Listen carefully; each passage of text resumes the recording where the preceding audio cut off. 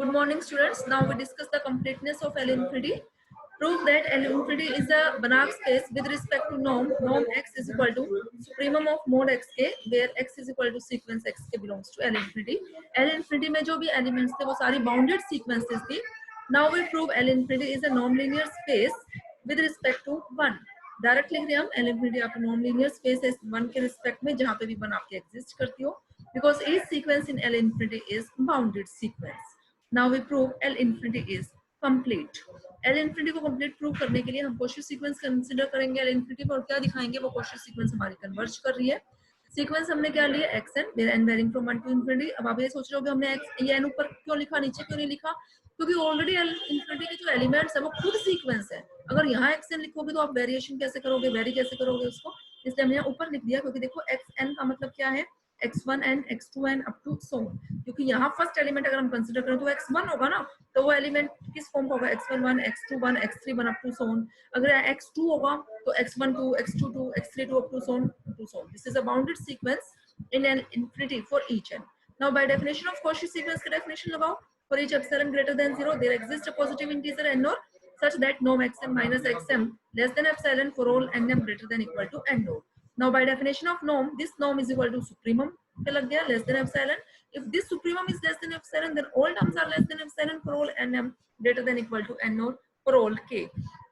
For each k, now this is a Cauchy sequence. अब ये Cauchy sequence क्या आ गई आपकी xn n where n varying from 1 to infinity. अब ये जो Cauchy sequence है, ये Cauchy sequence किसकी आ गई, स्केलर्स की, है ना. अब स्केलर्स में अब ये जो आपके पास Cauchy सीक्वेंस है स्केलर्स की, अब ये आपके रियल नंबर भी हो सकते हैं, कॉम्प्लेक्स भी हो सकते हैं, किसी में भी जा सकती है ना. तभी हमने लिखा आर और सी दोनों ही हमारे कंप्लीट है, या तो ये रियल नंबर्स की हो चाहे कॉम्प्लेक्स नंबर की हो, तो ये Cauchy सीक्वेंस आपकी कन्वर्ज करेगी. Therefore each this sequence each Cauchy sequence is convergent है, तो किसी ना किसी को तो कन्वर्ज करेगी. तो हमने यहाँ क्या लिख दिया, this converges to xk. Let x, अब ये तो कन्वर्जेंस किस में है, आर या सी में. अब हमें किस में चाहिए, एल इन्फिनिटी में चाहिए. तो अब हमें जो एलिमेंट कंसीडर करना है वो एलिमेंट हमें एल इन्फिनिटी का लेना है. अब एल इन्फिनिटी का जो एलिमेंट था वो क्या थी, आपकी बाउंडेड सीक्वेंस. तो अब हमने यहाँ x जो एलिमेंट लिया वो क्या ले लिया, एक सीक्वेंस ले ली. ठीक है, अब हमें ये भी पता होना चाहिए कि वो बाउंडेड भी है या नहीं वो sequence. Since we know that every Cauchy sequence is bounded, हर Cauchy सीक्वेंस कन्वर्ज करे या ना करे लेकिन वो बाउंडेड तो जरूर होती है.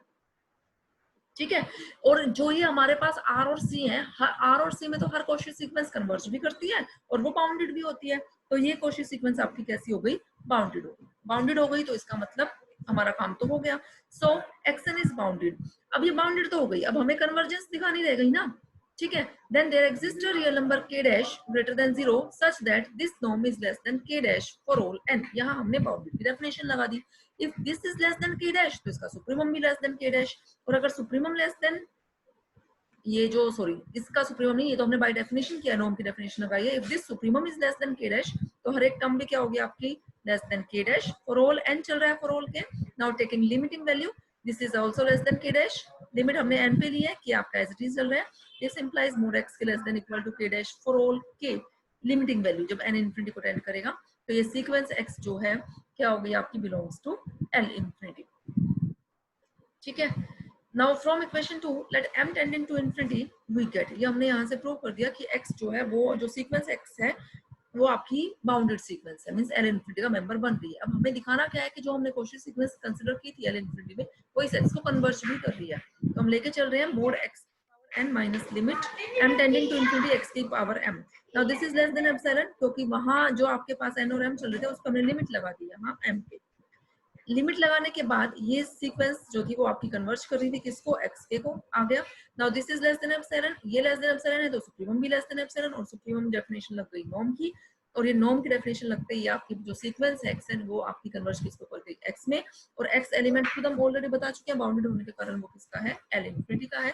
तो this sequence converges to x in L infinity, so L infinity is complete and hence it is Banach space. Clear है स्टूडेंट्स. जितने भी हम ये थ्योरम्स या एग्जांपल्स जितने भी कर रहे हैं सब में हमने यही प्रूव करना है कि वो Banach स्पेस है.